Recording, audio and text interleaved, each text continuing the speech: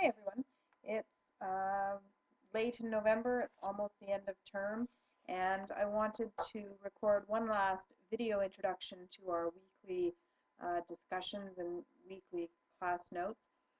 Normally in a face-to-face class on the last day of classes I would bring in coffee and Timbits or cookies, and we would have a little celebration of the hard work that we've all put into this semester. Unfortunately, that's impossible in an online class, and so what I'd like to encourage you to do is grab a cup of coffee or tea or your favorite drink and maybe a treat and sit down and just listen for a few minutes while I try and wrap up a few things about this class and share with you one or two last sort of parting thoughts that I'd like you to take away with you.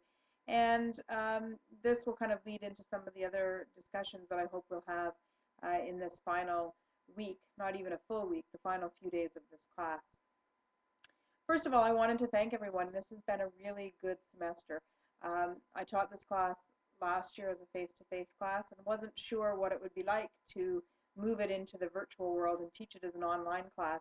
And I have been surprised and pleased and so very happy every week with the amount of work and effort that you've all put into this class. It's been a real honor getting to know you and working with you this semester, and I appreciate your willingness to take the plunge into both the world of children's literature but also into the world of online learning. And I know for some of you that was a rather new and perhaps daunting task. You all took to it quite easily from my perspective, and I've been really impressed by the quality of the weekly discussions and the amount of support and respect that you've shown one another through those book discussions. I think those small group discussions really worked better than I'd even hoped they would for a couple of reasons, and I think part of that was because you each participated so willingly and so passionately and talked very deeply and personally about the books that we read. Even if you didn't like those books, which is perfectly okay, you were able to articulate your responses in a way that was meaningful and that was very relevant to the conversations.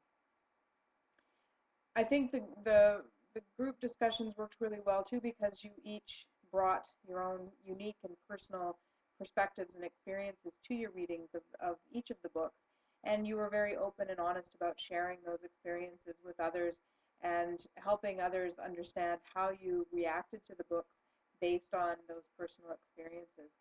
I think using the framework, the Aidan Chambers framework, really helped in that regard, and I know it probably felt like extra work at sometimes to frame your responses using that critical blueprint framework, but I think it really helped give everybody a common starting point, a place to work from. And I think without that framework, it might have been more difficult to have those conversations in any meaningful way. So when I've taught this class before, I always have the final class as kind of a wrap-up or a summary course. And I wanted to do something similar this week. I wanted to, in some way, provide you with a little bit of closure and end the course kind of looking back at what we did when we first started, and then giving you some final things to think about as we go our separate ways over the Christmas break. So you probably will remember that we started out this class with some discussion about where you started out as a reader. We did a little activity where I asked you to share your autobiography of a reader, and a number of things stood out for me, both when you did those activities, but also as we moved throughout the class. I often thought back to those very early days of the course when people were talking about their very earliest memories as beginning readers and as readers in their elementary school years.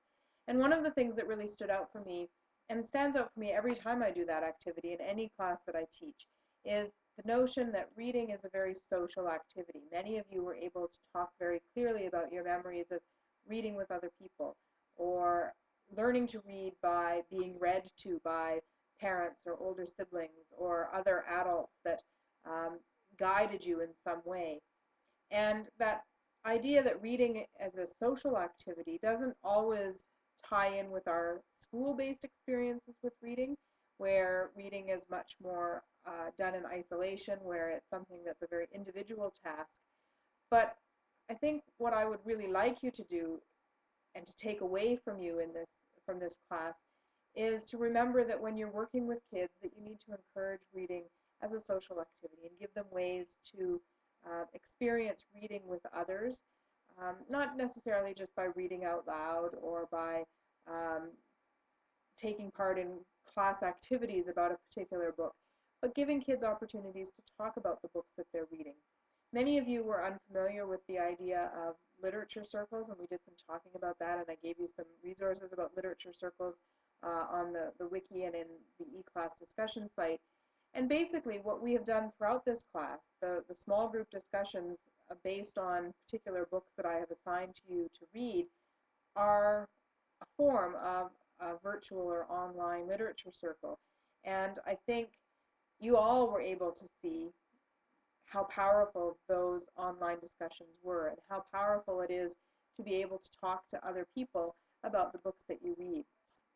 And I think that's a really important thing for you to keep in mind as you go out and work with kids, whether you're planning to be a teacher or just working with your own kids sometime down the road. When you think about how you encourage kids, how you act as that mediator or as that enabling adult, as Aidan Chambers talked about. A second thing that I would really want you to take away from this course is the idea that reading is very personal. Not everybody likes every book, and that's okay. Reading and what you like to read is a personal choice, and that's something that's really important to remember. Throughout the weeks that we discussed the books, there was always somebody in at least one of the groups who said, "Nah, you know, the book that we read this week was okay, but it wasn't my favorite." Or in some cases, somebody might have admitted, quite honestly, that they absolutely hated that particular book. They were able to share their very honest reactions by um, being able to provide some evidence of why they felt that way, but also because we'd created a very strong and supportive community of readers who were able to share their personal and honest reactions about the books that we read. One of the challenges for an instructor teaching a course like this is always trying to select the best possible books to share with a group of students that in some way represent a very wide scope of books that fall into this category of children's literature. And I tried to select 15 or 16 books that I felt were meaningful in some way, that were examples of really good quality literature, and that I hoped most of you would enjoy. But because reading is a personal thing, and because what you like is such an individual choice, individual reaction, obviously I can't get it right every time. So I appreciate the fact that people were very honest about their opinions and didn't try to sugarcoat something that they really didn't like. And I appreciate that in your small groups you were able to find a way to support everybody's reactions and responses to a particular book, whether they were positive or negative. So those are two things that I really hope that you take away with you after this course is done. The fact that reading is social and that that's okay and that should be encouraged, and that reading and reading choices should be and will continue to be a very personal kind of reaction. That also brings up this very important point about the really key point or key issue that kids need a lot of choice in what they're reading. Kids need to have a say in what they're reading, just like adults like to be able to choose from a wide variety of authors and titles when they're reading books for pleasure. We should be able to give kids those same choices and respect their choices no matter what it is they're deciding to read. And that's why I gave you the assignment, the reading log assignment, because I wanted to give you some choice in terms of what you were reading and give you a little bit wider scope of reading a number of different books by different authors beyond what I could give you as assigned readings for these last 12 or 13 weeks. And that brings me to the final point, and that is I wanted to share with you a passage from a really wonderful little book called Better Than Life by Daniel Pennock. This is my version of the book. It's quite old now, and I think it's been re-released, so you probably can find it in a bookstore or a library with a slightly different cover. But Better Than Life is subtitled The Essential Guide to Helping Children Discover the Pleasures of Reading. And on the back of the book, the little blurb states, here are simple, practical, and inspired suggestions for giving children a lifelong love of books and restoring the joy of reading. And I think it's a fabulous book. I've given it as gifts, and I think it's a really important one for all people that like to read and that are going to work with other readers to at least be familiar with.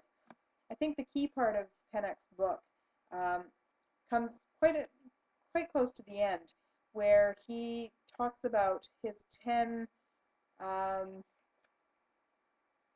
secrets of reading, or his Reader's Bill of Rights, as it's come to be known. So he writes in chapter 57, let's talk about readers. We've described throughout the rest of the book how we treat books. Now let's consider how we read them. When it comes to reading, we grant ourselves every right in the book, including those we withhold from the young people we claim to be teaching. 1. The right not to read. We've all had days where we don't feel like reading, and that's okay. We come back to it eventually, and we need to remember that kids sometimes have bad days, and kids don't always want to read. Or kids sometimes want to be read out loud to, rather than reading individually or silently. 2. The right to skip pages. 3. The right to not finish a book. Life's short. If you don't like something, if it's not interesting you, don't finish it, and that's okay. Number 4, the right to reread. Number 5, the right to read anything, including game manuals, magazines, video games, novels, junk, whatever it is that's inspiring you, it's okay. The right to escapism, and that ties really nicely into our week 12 discussion about series fiction and where does series fiction fit into the broader scope of children's literature in general. Number 7 is the right to read anywhere, on the bus, in the bathtub, in the backyard, anywhere you want to read. Number 8 is the right to browse. Who hasn't found a treasure just among all the other books on the shelf when you're browsing in a library or a bookstore? Sometimes the best things, the best books that I've read, that I've come across, are ones not that have been recommended to me or ones that I've read reviews of, but rather ones that I've just been attracted to because of the cover or because I see it sitting face out on the shelf of a bookstore. Browsing is important, and that leads us to this idea that choice is important, and kids need to have access to a wide variety of choices in order to make good decisions about the books that they're going to read. Number 9, the right to read out loud. Kids and adults love to be read out loud to. I've tried to share some of that with you in the weekly videos of me reading picture books out loud, and I hope you've enjoyed hearing those books read aloud as much as I've enjoyed reading them out loud to you, even in a virtual way. And number 10, the right to not defend your tastes. You shouldn't have to defend your reading choices to anyone, whether you're a kid or an adult. Pennock goes on to state, I'll stop at 10, a nice round figure that also happens to be the sacred number of the famous commandments, except that this is a list of things you can do. If we want our sons, our daughters, all young people to read, we must grant them the same rights we grant ourselves. And I'll end there. I'd like you to take away from this class those 2 ideas that I've shared with you, that reading is personal and reading is social, and think about these 10 rules, these 10 rules of reading that Daniel Pennock outlines in his book, and I've listed in the on the course wiki for week 14. Think about those and think about how you will incorporate those into your everyday reading life, either yourself as individuals or when you're working with kids.